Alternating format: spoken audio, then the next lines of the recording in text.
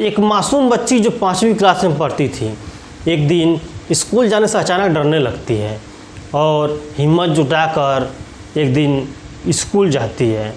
और उसी दिन उस मासूम की जली हुई लाश स्कूल के बाथरूम से मिलती है।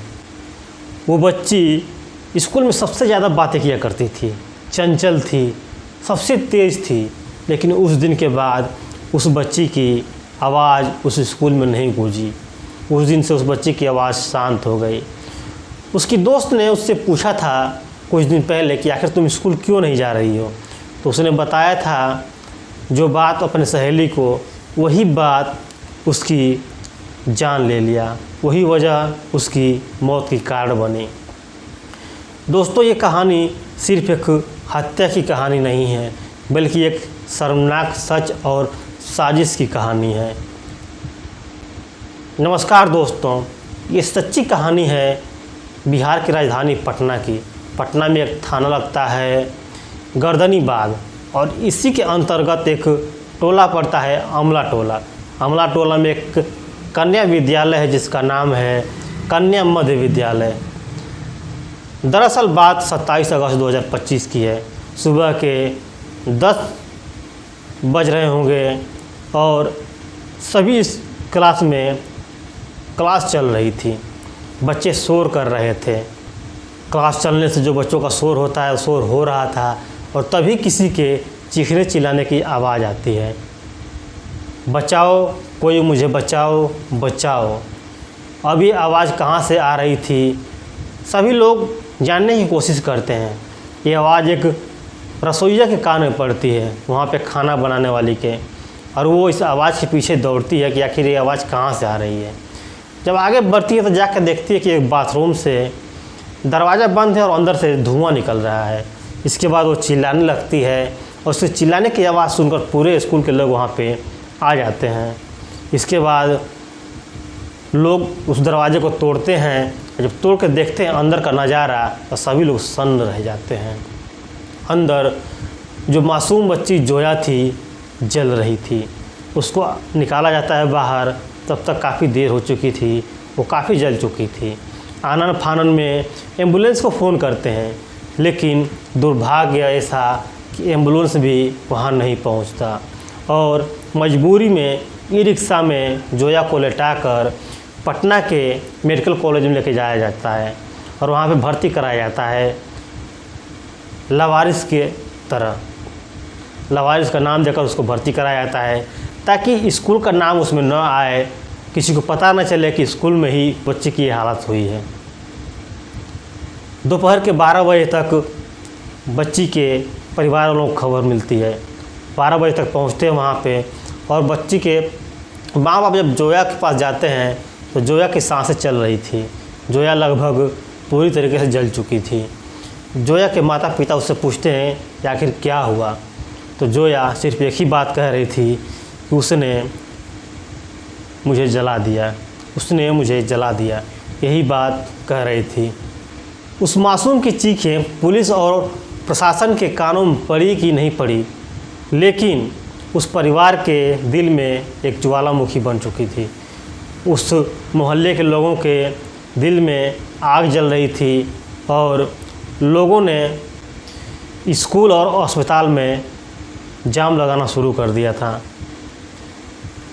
इसके बाद लोग स्कूल में जाते हैं। स्कूल में पता चलता है कि जिस बाथरूम में वो कांड हुआ था, वो बाथरूम हमेशा बंद रहता है, लेकिन किसने खोल दिया, कैसे खोल दिया, पता नहीं। ये बात जानकर भीड़ के लोग बेकाबू हो जाते हैं और स्कूल के स्टाफ को पीटने लगते हैं, वहाँ पे तोड़फोड़ करने लगते हैं।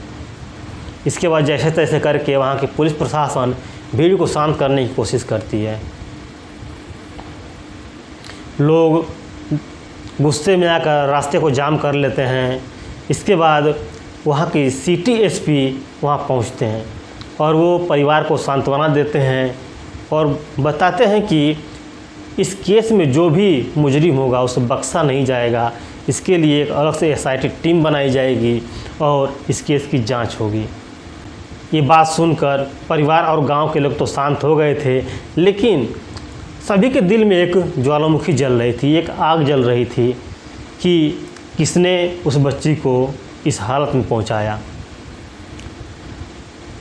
जोया ने अब तक दम तोड़ दिया था। इधर पुलिस की जांच शुरू हुई तो उस बाथरूम में एक केरोसिन की बोतल मिली। पूछताछ हुई तो स्कूल के स्टाफ ने बताया कि वो बाथरूम जब आग लगी थी उसमें तो अंदर से बंद था।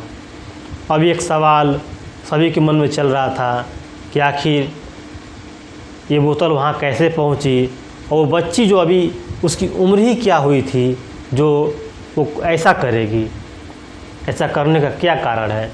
इसके बाद पुलिस जोया के एक ख़ास दोस्त से पूछताछ करती है जिसका नाम जीनत होता है। जीनत बताती है पुलिस को कि जोया 2-3 दिन पहले जब स्कूल नहीं आ रही थी तो जीनत उसके पास गई थी, और जब उसने पूछा कि स्कूल क्यों नहीं जा रही थी तो उसने जो बताया था उसे जानकर वो हैरान हो गई। और उसने बताया था कि एक दिन एक बंद क्लास में जब वो गई तो वहाँ देखी कि सर और मैडम रोमांस कर रहे हैं।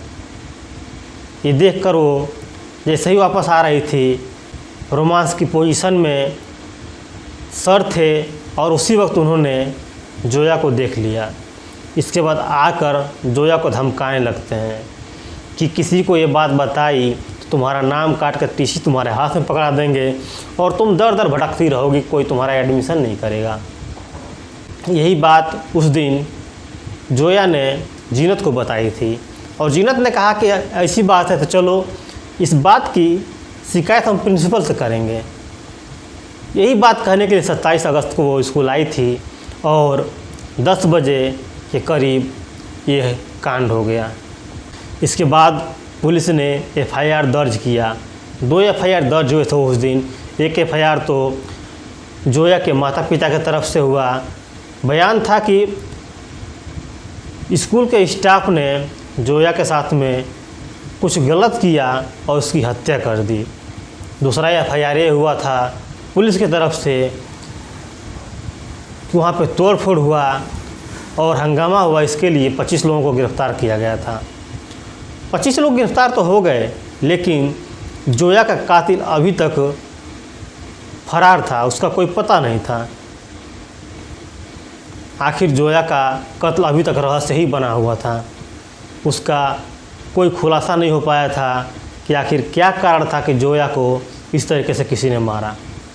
जोया 4 बहनों में सबसे छोटी थी, परिवार की सबसे लाडली थी।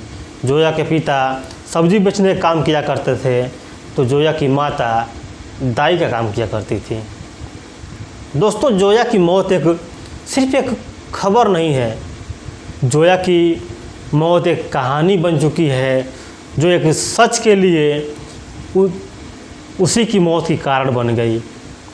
लेकिन क्या स्कूल प्रशासन सच छुपा रहा है? क्या इस जोया को इंसाफ मिलेगा? जोया का सच सामने आएगा? ये सवाल एक रहस्य बन के रह चुका है। दोस्तों, इस कहानी को सुनाने का उद्देश्य किसी के दिल को ठेस पहुंचाना नहीं था। इसको सुनाने का उद्देश्य बस इतना था कि आप सचेत रहें, सुरक्षित रहें। मिलते हैं अगले वीडियो में एक नई स्टोरी के साथ में। तब तक के लिए जय हिंद।